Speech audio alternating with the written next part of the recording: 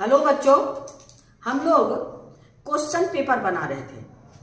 ICSE syllabus का ICSE board जो हुआ 2025 में उसी का क्वेश्चन बना रहे थे, जिसमें हम लोग क्वेश्चन नंबर 7 तक कंप्लीट कर लिए। अब क्वेश्चन नंबर 8 की बारी है। आइए क्वेश्चन नंबर 8 हम लोग देखते हैं कैसे है। पहले क्वेश्चन पढ़िए, क्या क्या गिवन है और क्या आपको निकालना है, पहले देख के देखिए। आपके पास क्वेश्चन 8 में 3 क्वेश्चन है।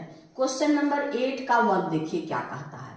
कहता है a man bought 200 share of company 25% dividend. ये शेयर एंड डिविडेंड का क्वेश्चन है। क्या कहता है, ए मैन बाउट ₹200 शेयर, यानी फेस वैल्यू आपका ₹200 है। ये फेस वैल्यू आपका ₹200 है। Company at 20% premium, market value जो है आपका 25% प्रीमियम में है। 25% प्रीमियम, मार्केट वैल्यू क्या है 25% प्रीमियम में है। और कहता है ही receive return, rate of return equal to 5%। इससे हमको क्या क्या फाइंड करना है। ए में मार्केट वैल्यू एमपी, बी में आपका डिविडेंड रेट ऑफ डिविडेंड, सी में आपका नंबर ऑफ शेयर।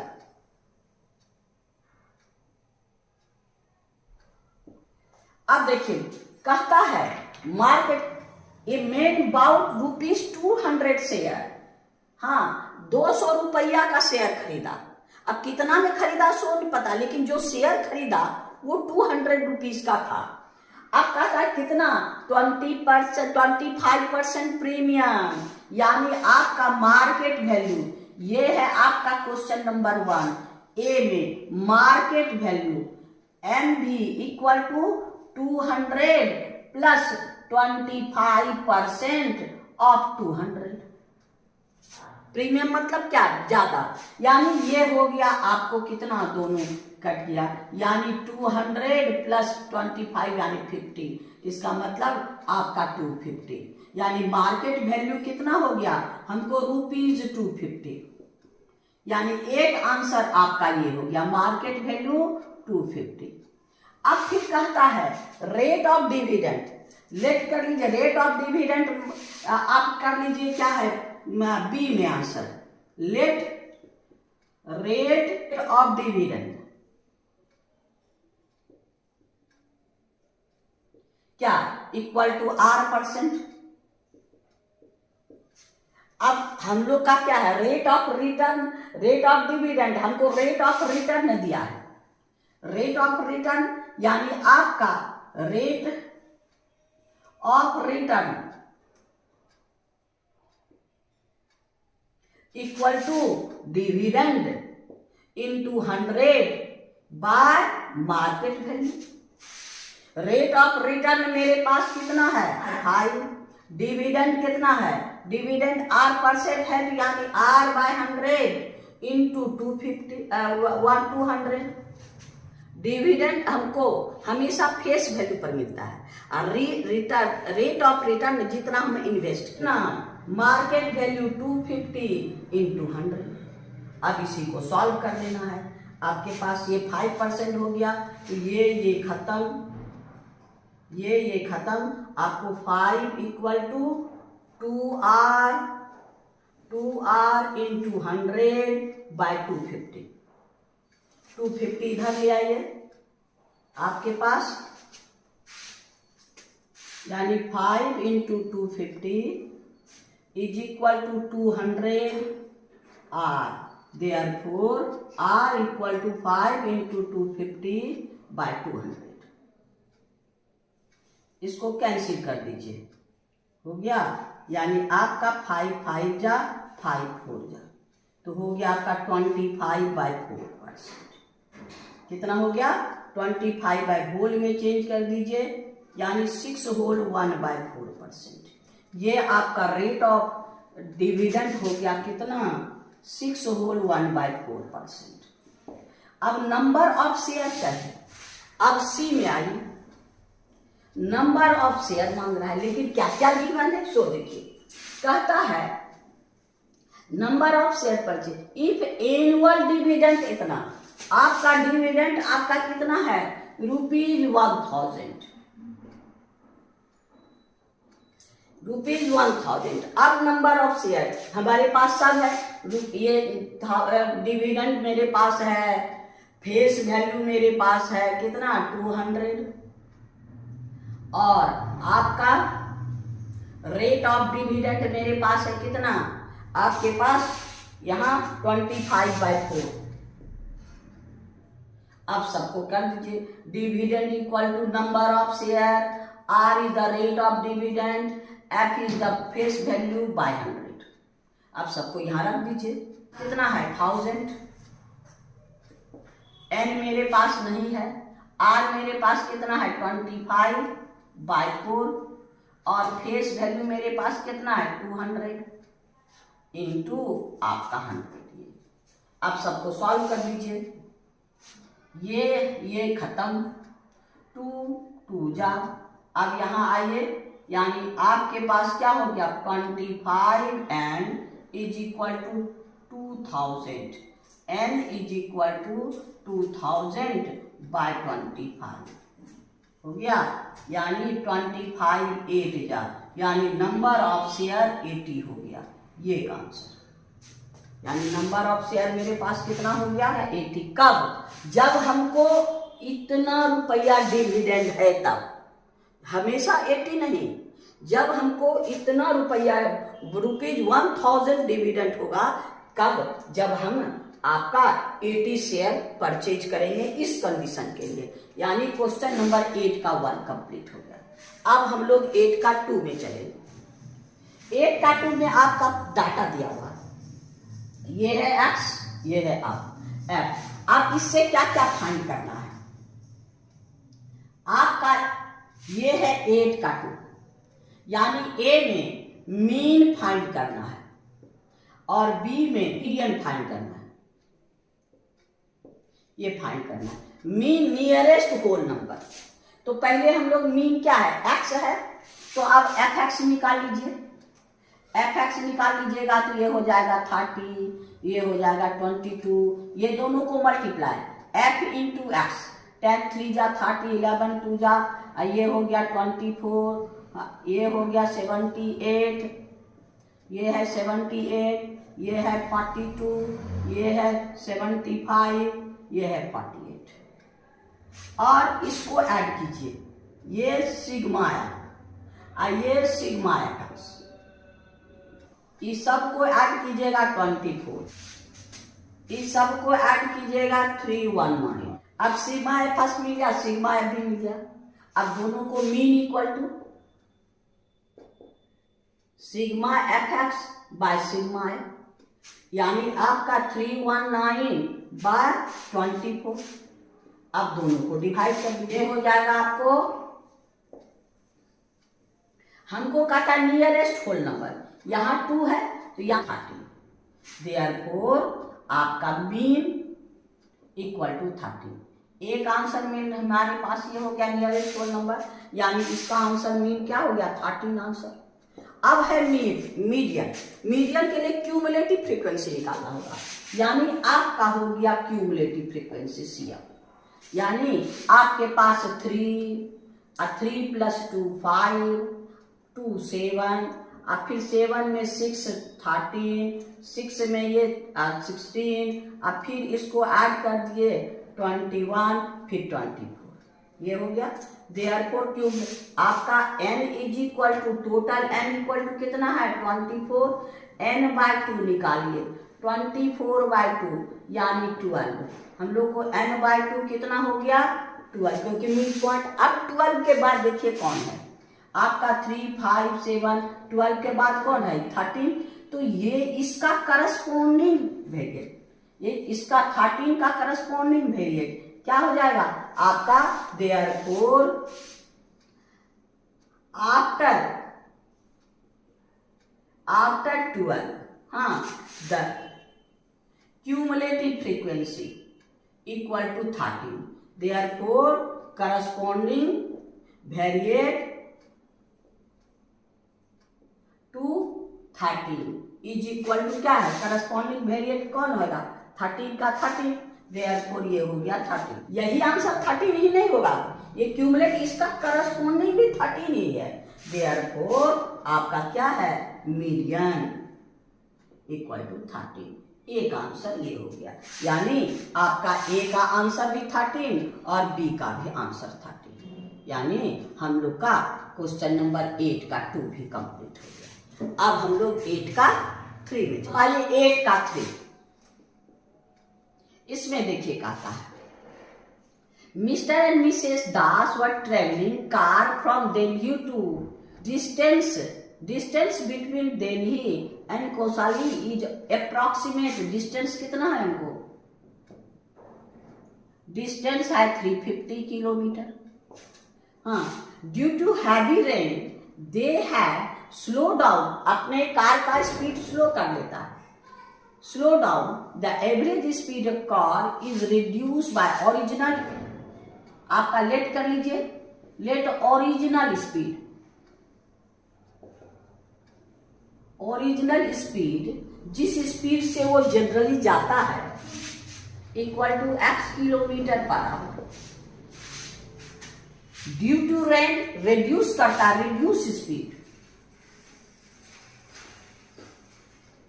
कितना reduce? 20 kilometre per hour. x में माइनस 20 किलोमीटर पर आवर. अब फिर कहता है जर्नी आपका the average speed of car reduce by the time of the journey 2 hour more. यानी original time by speed 350 by x. Time after reducing speed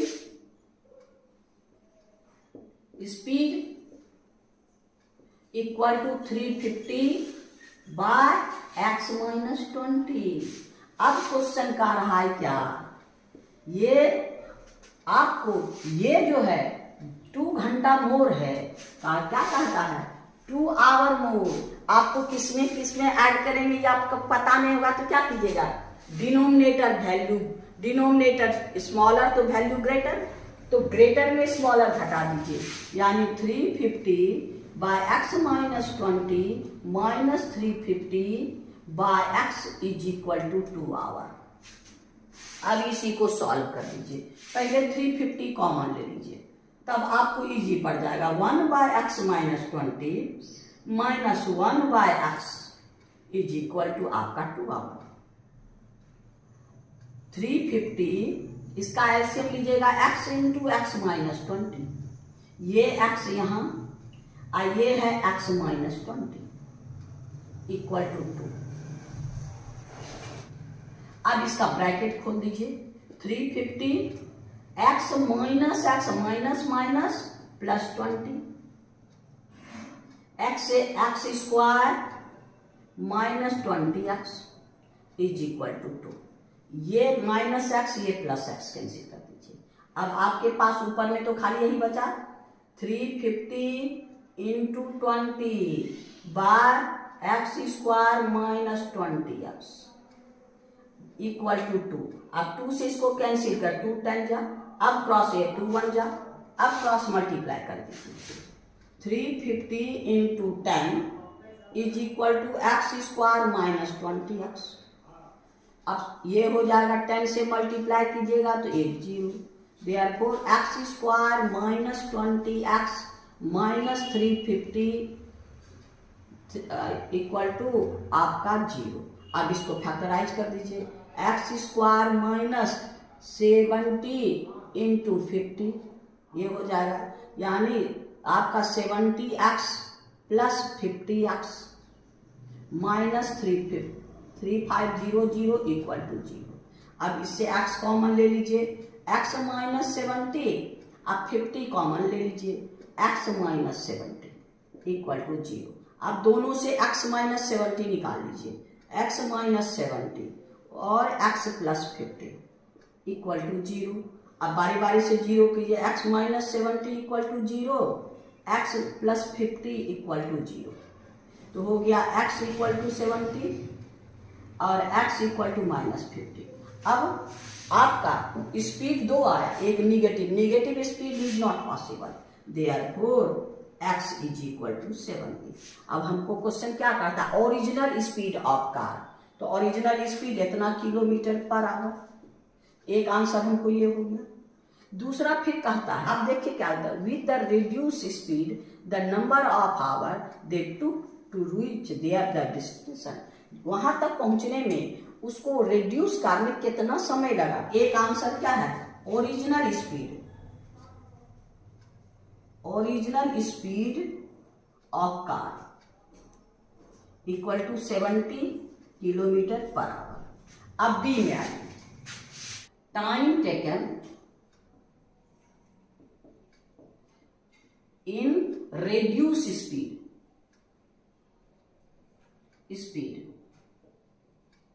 कितना, reduce speed यह है 350 by X minus 20 बैठा दीजिए, यानी 350 बाय एक्स की जगह क्या है 70 माइनस, यानी 350 बाय आपका 50, 70 में आप 50 से यानी 7 आवर, यानी आपका दूसरा आंसर ये है, बी का आंसर ये है। यानी जब वो अपने स्पीड को 20 hours kilometre per our reduce करता है तो उसको उस जर्नी को कंप्लीट करने में 7 आवर लगता है। हमको यही दो चीज बोला है। हाँ, यानी क्वेश्चन नंबर 8 का 3 भी कंप्लीट। 8 में 3 ही क्वेश्चन था, यानी क्वेश्चन नंबर 8 कंप्लीट। आइए क्वेश्चन नंबर 9 देखिए आपका क्या है। 9 में भी 3 क्वेश्चन है।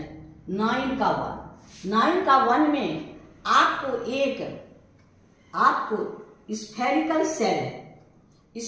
सेल है जिसका आपको डायमीटर है और आपके पास यानी एक्सटर्नल डायमीटर आपका 10 है, यानी आपका कैपिटल डी, हम लोग को कैपिटल डी, एक्सटर्नल को कैपिटल डी मानते हैं, ये है 10 आपका सेंटीमीटर, यानी यहां से यहां तक आपका 10 सेंटीमीटर, और यहां से यहां तक यानी स्मॉल डी इक्वल टू मेरे पास कितना है, ये 6 सेंटीमीटर। अब कहता है the hollow spherical external diameter इतना, spherical shell external diameter, internal diameter इतना। हाँ, फिर कहता melted recast into a right circular cone, इसको मेल्ट करके राइट सर्कुलर कोन बनाया है जिसका हाइट आपका कितना है 8 सेंटीमीटर। हमको इसका रेडियस फाइंड करना है। इसका रेडियस R1, इसका रेडियस R2, यानी कैपिटल R इक्वल टू 10/2 यानी 5, और इसका internal radius R equal to 6/2 यानी आपका 3 सेंटीमीटर। अब इसमें कहता है इसको मेल्ट करके रिकास्ट किया गया है। सिंस मेल्टेड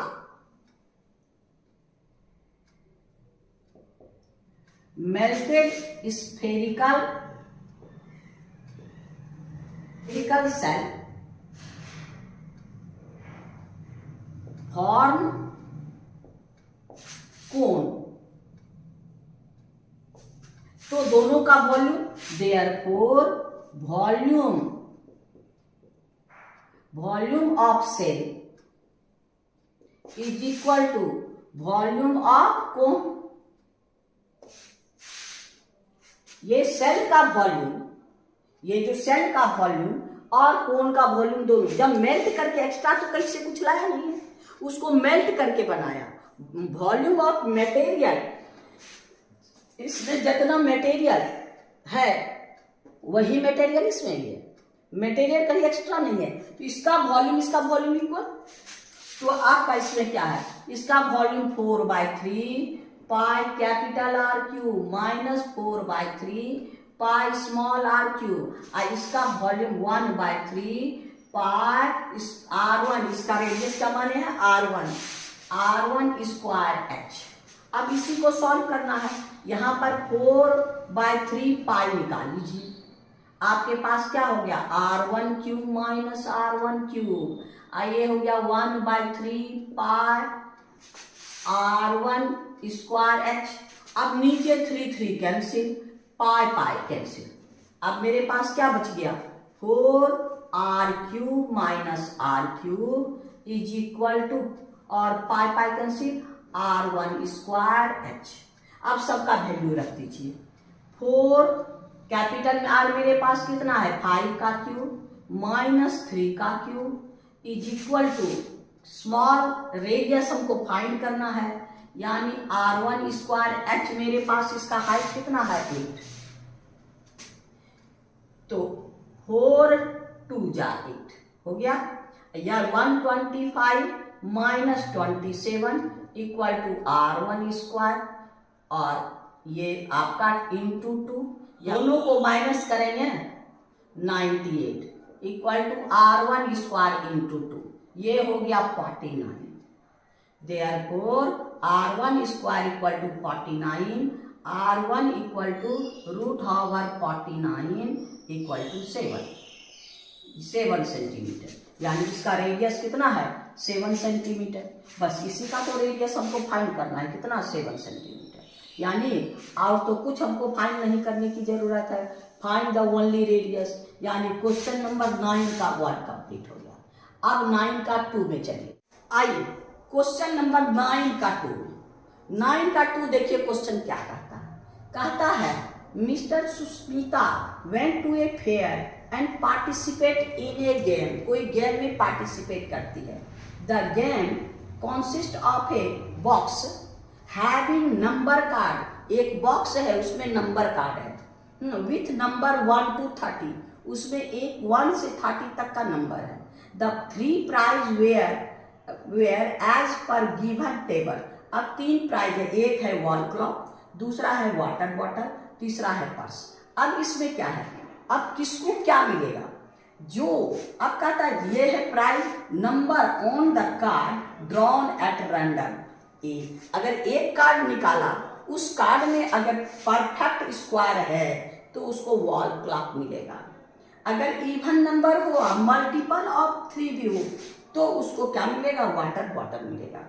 अब कहता है पर्स, तो प्राइम नंबर में अब इसका प्रोबेबिलिटी निकालना है, तो प्रोबेबिलिटी ऐसे आपको अंदाजी करने में दिक्कत होगा। हम लोग पहले नंबर लिख लेते हैं, नंबर कहाँ से 1 to 30, 1 2 3 4 5 6 7 8 9 10। अब आपका है 11 12 13 14 15 16 17 18 19 20, फिर हो गया 21 22 23 24 25 26 27 28 29 30। अब सब नंबर अब इसमें से चुनेंगे। सबसे पहला क्वेश्चन देखिए प्रोबेबिलिटी, टोटल नंबर कितना होगा, क्योंकि हर में काम होगा टोटल नंबर इक्वल टू क्या है 30। अब देखिए क्या कहता है परफेक्ट स्क्वायर नंबर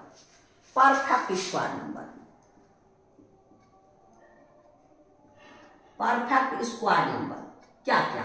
अब इसमें परफेक्ट स्क्वायर नंबर के लिए हमको क्या चाहिए, सो देखिए 1 परफेक्ट स्क्वायर नंबर है 1, फिर कौन है 4 परफेक्ट स्क्वायर नंबर है 4, फिर आपके पास 9 परफेक्ट स्क्वायर नंबर है 9, उसके बाद हम लोग को कौन है 16 परफेक्ट स्क्वायर नंबर है, 16 के बाद हम लोग का 25 परफेक्ट स्क्वायर नंबर है। तब अब फेवरेबल आउटकम यानी फेवरेबल नंबर कितना हो गया आपको 1 2 3 4 5, देयरफॉर प्रोबेबिलिटी इक्वल टू 5/30, यानी आपका 6 1/6, यानी फर्स्ट का आंसर मेरे पास क्या होगा, यानी आपका जो जिसको वॉल क्लॉक मिल रहा है इसका प्रोबेबिलिटी आपके पास क्या है 1/6 प्रोबेबिलिटी, यानी इसका आंसर है 1/6। अब कहता है वाटर बॉटल किसके लिए, even number also multiple of 3। तो यहां पर है ये आपका ए का है, बी का इवन नंबर मल्टीपल ऑफ 3, दोनों इवन भी होना चाहिए, मल्टीपल ऑफ 3 भी होना चाहिए। अब यहां से मल्टीपल ऑफ 3 इवन नहीं है, आपका हो गया 6 के बाद मल्टीपल 9 है तो ये इवन नहीं है, आपका हो गया 12। फिर आपके पास क्या है 15 तो मल्टीपल ऑफ इवन नहीं है, फिर है आपका 18 के बाद आपका कौन सा है 24 के बाद 3 का मल्टीपल और इवन 30, इवन भी हो और 3 का मल्टीपल भी हो, ये है 1 2 3 4 5, इसमें भी 5 है, यानी इसका प्रोबेबिलिटी हो गया कौन 5/30। ये भी हो गया आपको 1/6, यानी इसका भी 1/6 हो गया।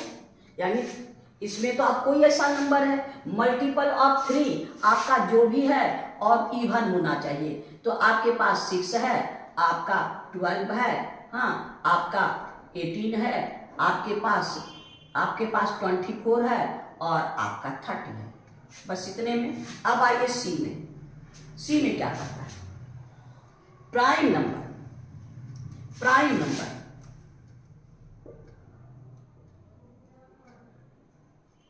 कौन कौन, 1 प्राइम नंबर नहीं है, तो आपके पास कौन कौन है 2 के बाद 3 2 3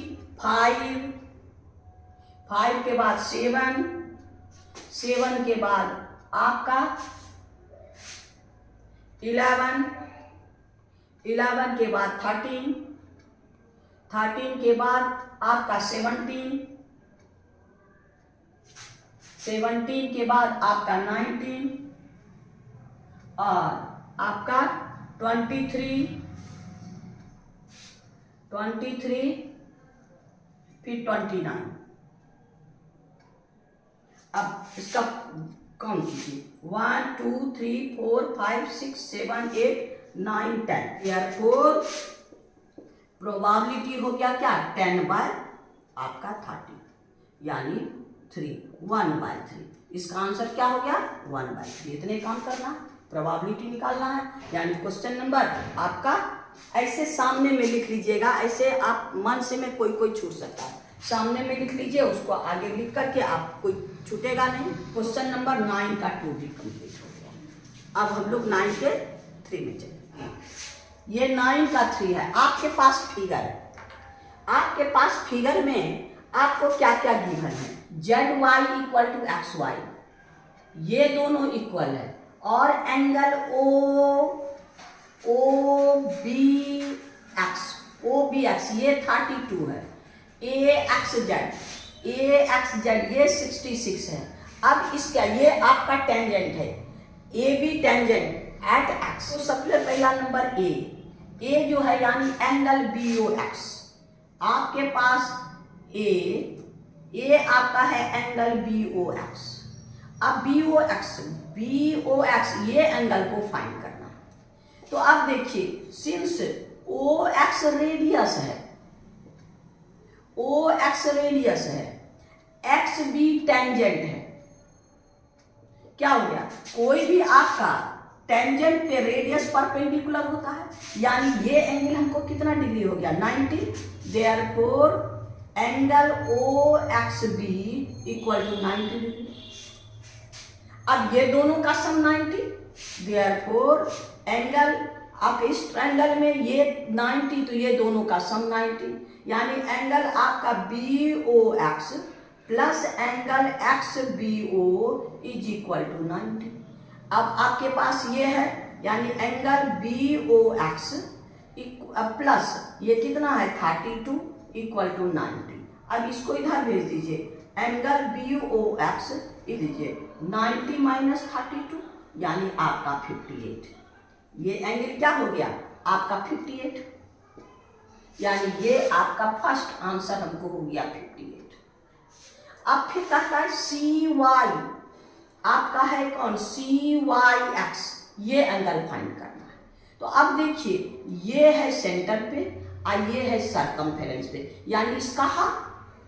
ये आपका हम लोग पढ़े है ना, कोई भी सेंटर पे और सरकमफेरेंस पे, ये इसका हाफ होगा, ये सेंटर पढ़ेंगे तो यहाँ पर आपका है बी नंबर, ये एक आंसर हो गया।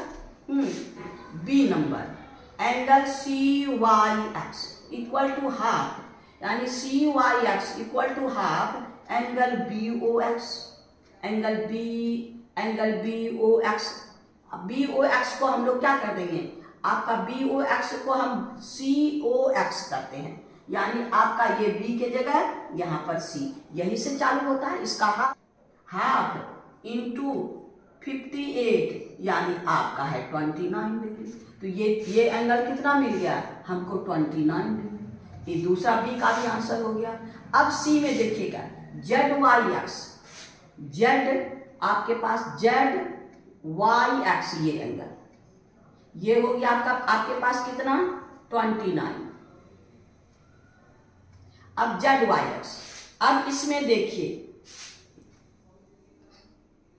क्या, since A B tangent Z X chord, angle alternate segment से angle Z X A equal to angle Z Y X, यानी जेड एक्स ये क्या है 66, angle Z Y X, therefore angle आपके पास Z Y X is equal to 66 degree, यानी ये आपका कितना डिग्री हो गया, 66 डिग्री, यानी ये हमको कितना डिग्री हो गया, 66 डिग्री। अब लास्ट देखिए ओ एक्स वाई, आपका ओ एक्स वाई, इस एंगल को फाइंड करना है। अगर हम इस एंगल को फाइंड कर लेते हैं, 90 में इसको माइनस कर देंगे, तो अब देखिए in triangle X Y Z क्या क्या इक्वल है, ये दो साइड इक्वल, यानी Z Y equal to X Y, ये दोनों इक्वल है, तो ये एंगल और ये एंगल इक्वल होगा, यानी ये एंगल और आपका ये एंगल, ये दोनों को लेट कर लीजिए, ये भी एक्स और ये भी एक्स, देयरफॉर एंगल आपका X Z Y equal to angle Z Y X, और तीनों का सम क्या होगा, therefore in triangle Z Y X में क्या हुआ, X plus 66 is equal to 180 degree, 2x is equal to 180 minus 66, आपका क्या हो जाएगा, ये 4 और यहाँ 7 में 6 1 वाह, तो 100, यानी x इज इक्वल टू 114,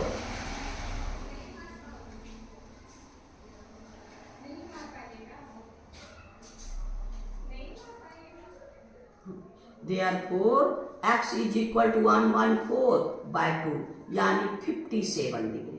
तो आपके पास ये क्या हो गया, एंगल, therefore एंगल क्या, X Z Y equal to angle Z X Y